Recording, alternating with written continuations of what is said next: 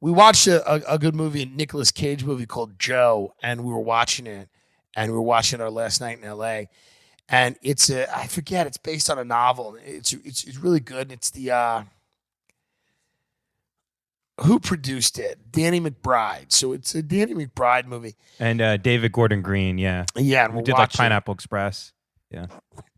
And we're watching this movie, Joe, and the father is so good.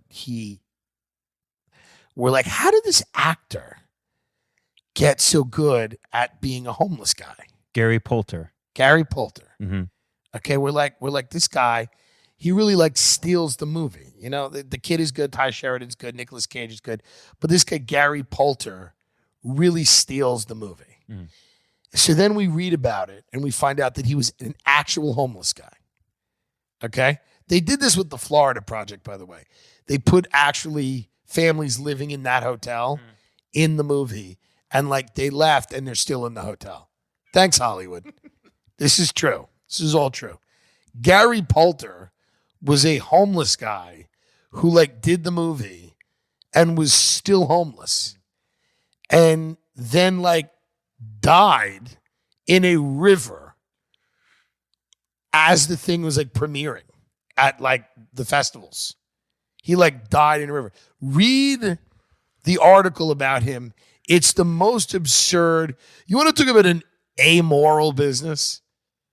You're looking at an amoral business. By the way, anybody you see in a movie right now that you're like, that's a good actor, if they're homeless, they're actually homeless. They're not acting. Right. Yeah, this paragraph here. Gary Poulter was living on the streets of Austin, Texas when a casting director recruited him to audition for Joe. He never really acted before, and decades of addiction had laid waste to his appearance, if not his spirit.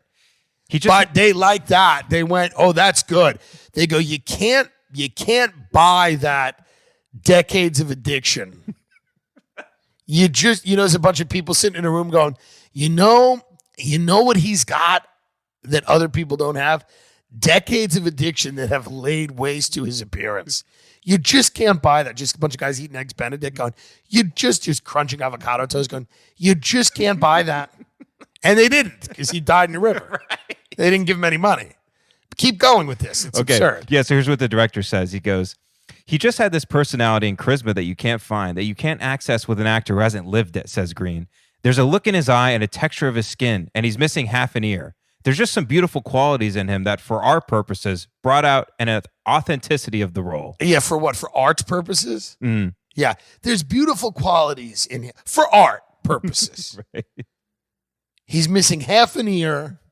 He's like deaf in one. He's deaf in one of the ears. He's blind in an eye. I mean, the guy can't walk. He is great.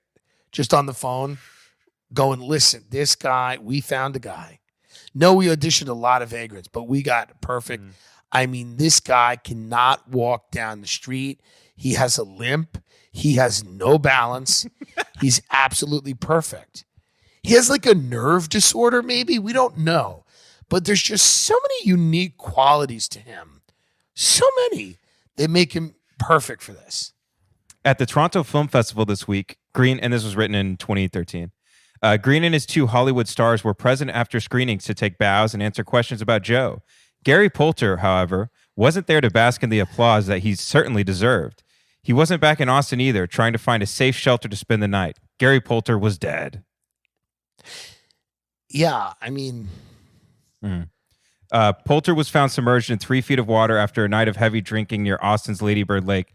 Days before, he'd received medical attention for alcohol-induced seizures, and it's unclear whether he suffered another attack or simply passed out before he fell in the water. I could just love them. They're like, listen, Gary, we want you to quit drinking, but not before the film wraps.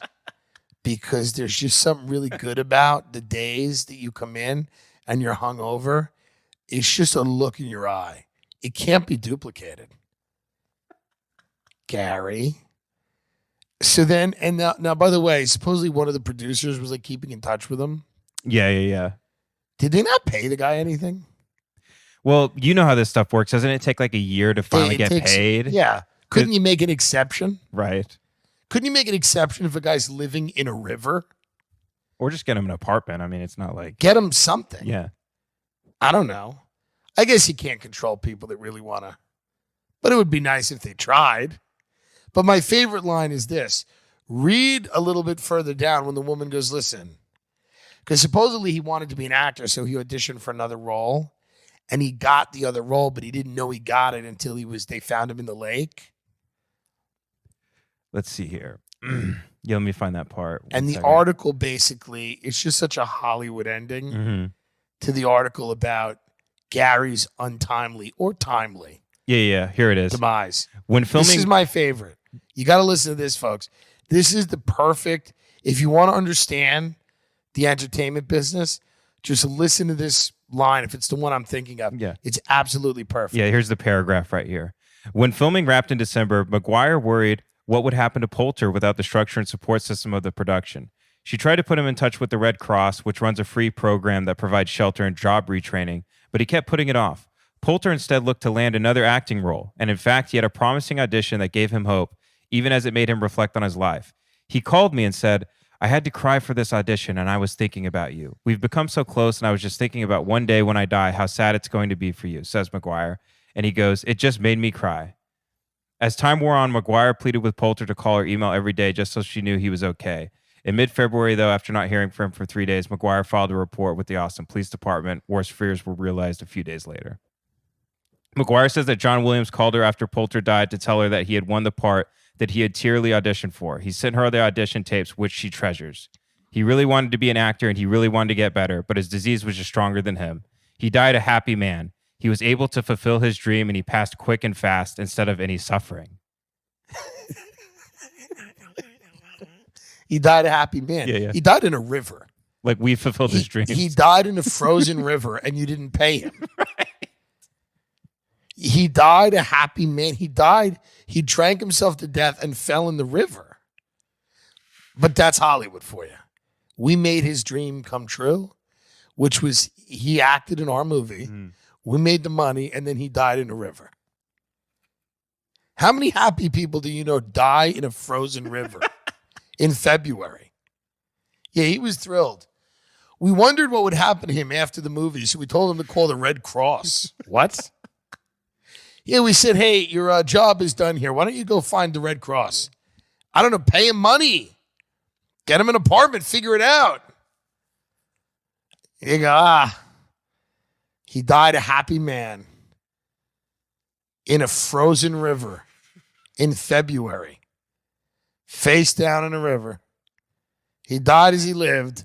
He realized his dreams, making our movie better. Those were his dreams. Carries the whole movie. He carries it. But the dreams were his. He became a great actor, and it helped us out tremendously. Well, R.I.P. Gary Poulter. He did a great job if you see the movie Joe. Brilliant. I wish they had done more for him. But that's okay. You think Nick Cage thinks about him? Hey, what happened to Gary? He died in a river. Yeah. You think Nick Cage is losing sleep? You know? Sad, but he did carry the movie.